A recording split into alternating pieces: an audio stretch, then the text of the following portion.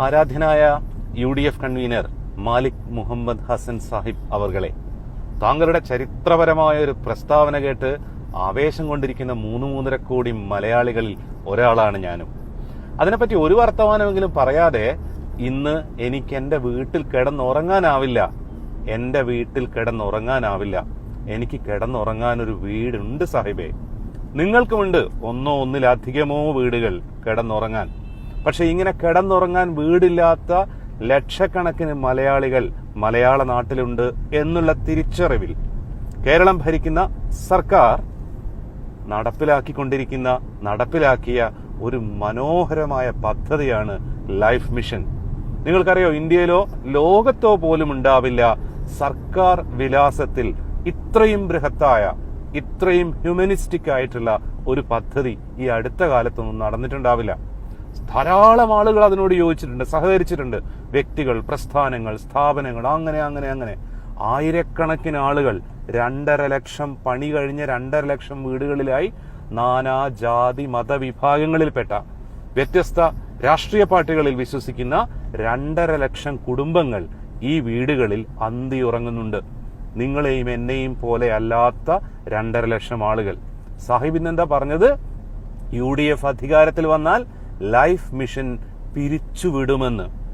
വെളുത്ത കുപ്പായമിട്ട് വെളുത്ത ചിരിചിരിച്ച് വെളുത്ത പൗഡറും പൂശി നടക്കുന്ന നിങ്ങളുടെയൊക്കെ ഉള്ളിലുള്ളത് എത്ര വൃത്തികെട്ട ചിന്തകളും തോന്നലുകളുമാണെന്ന് മലയാളികൾക്ക് ഒരിക്കൽ കൂടി ബോധ്യപ്പെടുത്തി കൊടുക്കുന്ന ഡയലോഗാണ് നിങ്ങൾ ഇന്ന് പറഞ്ഞിരിക്കുന്നത്.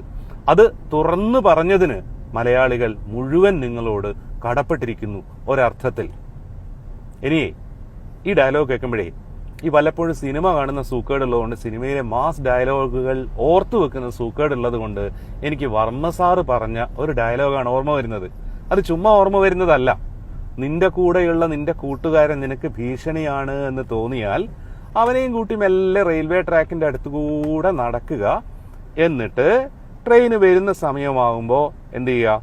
മെല്ലെ ഒരു തട്ടിക്കൊടുക്കുക എന്ന് പറയുന്നുണ്ട് വർമ്മ സാർ.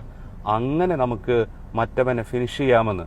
മറ്റവനെ എന്ന് പറഞ്ഞാലേ, നിങ്ങൾ ഇപ്പൊ ബെന്നിച്ചേട്ടനെ ഫിനിഷ് ചെയ്ത ആ ഒരു ഫിനിഷിംഗ് ഉണ്ടല്ലോ UDF കൺവീനർ ആവാൻ വേണ്ടിയിട്ട്, അങ്ങനെ ചെയ്യാൻ ഉപദേശിക്കുന്നുണ്ട് വർമ്മ സാർ. അതിന് മറുപടിയായിട്ട് സ്റ്റീഫൻ നെടുമ്പള്ളി എന്ന മോഹൻലാൽ പറയുന്ന ഒരു ഡയലോഗുണ്ട്. ഞാനത് പറയില്ല നിങ്ങളുടെ മുഖത്ത് നോക്കി. മലയാളികൾ ആരും നിങ്ങളുടെ മുഖത്ത് നോക്കി അത് പറയില്ല.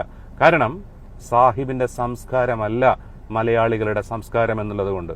പക്ഷേ 3.5 കോടി മലയാളികളിൽ മഹാഭൂരിപക്ഷവും മനസ്സിൽ നിങ്ങളുടെ മുഖമോർത്ത് ഇന്നത് പറഞ്ഞിരിക്കും.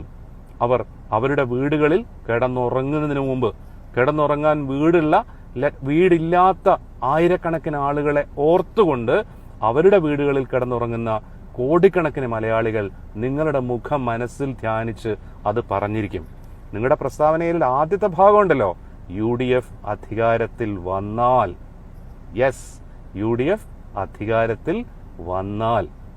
ഒറ്റ കാര്യമുള്ളൂ സാഹിബേ, UDF കൺവീനർ തെരഞ്ഞെടുക്കപ്പെടുന്നത് പോലെ അല്ല കേരളത്തിൽ ആര് ഭരിക്കണമെന്ന് തീരുമാനിക്കപ്പെടുന്നത്. അതിവിടുത്തെ വിവേചനാധികാരമുള്ള, മനുഷ്യപ്പറ്റുള്ള, സഹജീവി സ്നേഹമുള്ള മനുഷ്യന്മാർ തീരുമാനിക്കുന്നതാണ്. നിങ്ങളെപ്പോലുള്ള മനുഷ്യദ്രോഹികൾ തീരുമാനിക്കുന്നതല്ല. നന്ദി, നമസ്കാരം.